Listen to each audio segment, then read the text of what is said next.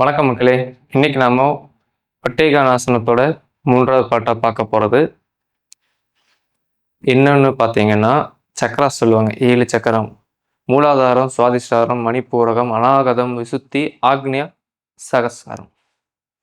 இந்த சக்கரங்கள்ல 2வதா இருக்கக்கூடியது சுவாதிஷ்டான சக்கரம். அந்த சக்கரத்தை இந்த ஆசனம் தூண்டிவிடும். அதாவது இந்த தியானம் மூலமா அதை பண்ணணும் இதை பண்ணணும்னு சொல்றாங்க பார்த்தீங்களா, அவங்களுக்கு இந்த பதிவு ஷேர் பண்ணி விடுங்க. அவ்வளோதான்.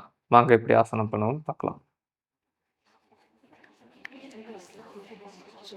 ஓகே, கால் எடுத்து மேலே வச்சுக்கிட்டோம். முட்டி நம்ம பேலன்ஸ் கீழே வைக்கணும். கைக்கு முன்னாடி பேலன்ஸ் வச்சுக்கிட்டு கால் எடுத்து கீழே வச்சு நேராக நிமிர்ந்துக்கோங்க. முதுகுத்தண்டு நேராக வச்சுக்கணும். இதில் முக்கியமானது. இப்போ கை வச்சு லாக் பண்ணி ஹோல்டு பண்ணலாம்.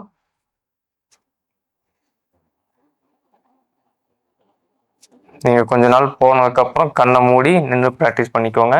ஸ்டார்டிங்கில் கண்ணை மூடி நின்னீங்கன்னா பேலன்ஸ் கிடைக்காது. மெதுவாக ரிலாக்ஸ் பண்ணி கீழே வைக்கலாம்.